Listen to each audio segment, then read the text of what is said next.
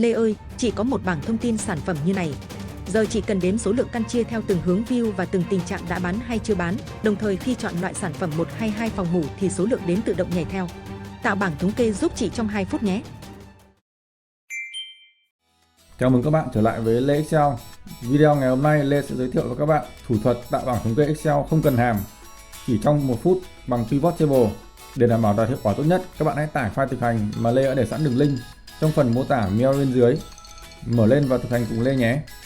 Trong file thực hành, các bạn hãy mở sheet Raw Data có bảng thông tin sản phẩm như đề bài đặt ra. Thì để tạo một cái bảng thống kê số lượng căn chia theo từng hướng view và từng tình trạng bán mà chỉ trong 2 phút, các bạn có thể dùng Pivot Table như sau. Chúng ta sẽ chọn toàn bộ cái bảng dữ liệu, sau đó vào Insert, chọn Pivot Table, nhấn OK.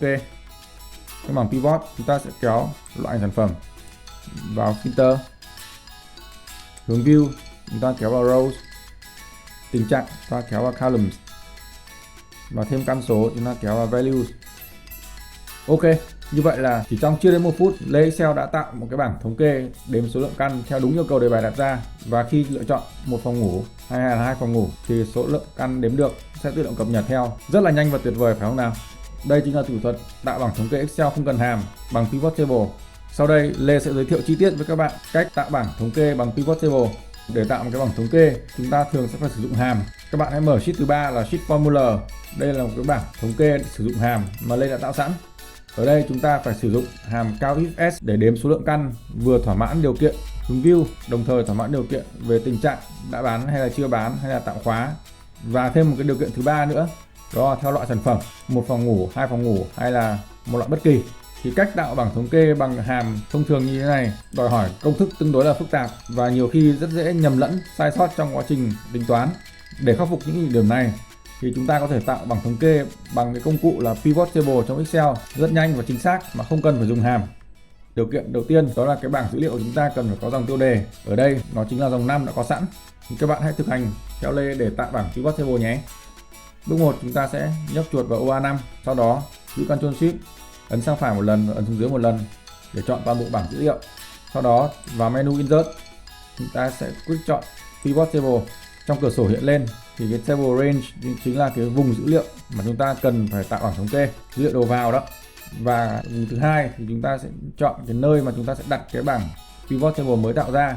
Ở đây Lê Excel sẽ chọn là New Worksheet, sau đó chúng ta bấm OK. Được rồi. Như vậy là Excel đã mở chúng ta một cái sheet mới với cái phần ở phía bên phải chính là khung để giúp chúng ta tùy chỉnh cái bảng thống kê Pivot Table này. Thì để đếm số lượng căn theo hướng view, chúng ta sẽ kéo cột hướng view vào khung rows. Đếm theo tình trạng đã bán hay chưa bán, chúng ta sẽ click vào ô tình trạng và kéo thả vào khung columns ở phía dưới này. Cái đếm số lượng này sẽ tự động cập nhật khi chúng ta lựa chọn loại sản phẩm là 1 phòng ngủ hay 2 phòng ngủ. Thì chúng ta sẽ click chọn cái loại sản phẩm và kéo thả vào khung filters. Và cuối cùng, số cần thống kê là số lượng đếm. Bởi vậy nên chúng ta sẽ chọn tiêu chí là căn số, thả vào khung values.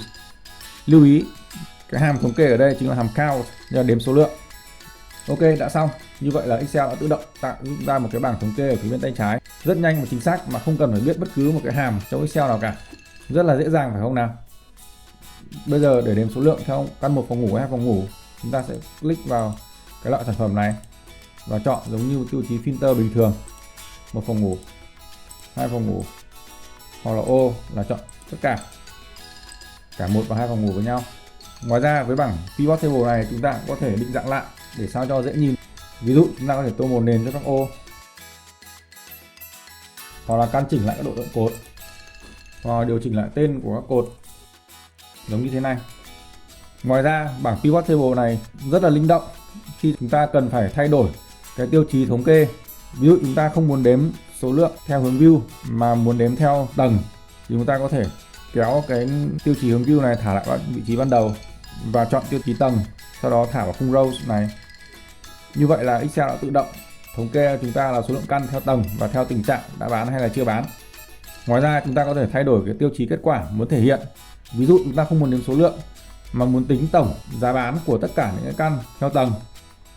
Chúng ta sẽ bỏ cái tiêu chí căn số ở khung value này đi, sau đó kéo cái tiêu chí tổng giá bán vào.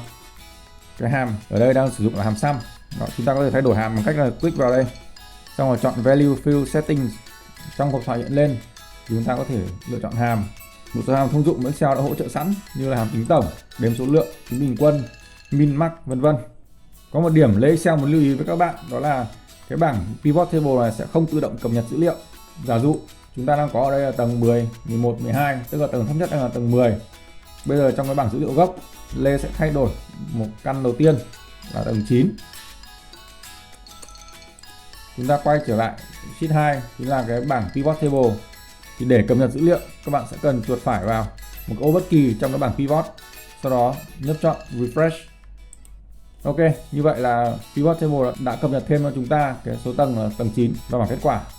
Như vậy trong video ngày hôm nay, Lê Excel đã giới thiệu với các bạn thủ thuật tạo bảng thống kê không cần dùng hàm chỉ trong 1 phút bằng pivot table trong Excel. Các bạn hãy thực hành nhiều lần để thành thạo được công cụ pivot table này. Nếu có bất cứ khó khăn hay vướng mắc nào trong quá trình thực hành, hãy để lại comment bên dưới video hoặc là liên hệ số hotline để được hỗ trợ. Cảm ơn bạn đã theo dõi đến cuối video này. Nếu bạn thấy video hữu ích, hãy cho Lê Excel một like. Đừng quên đăng ký kênh để thông báo về những video mới nhất của Lê. Xin chào và hẹn gặp lại các bạn ở những video tiếp theo.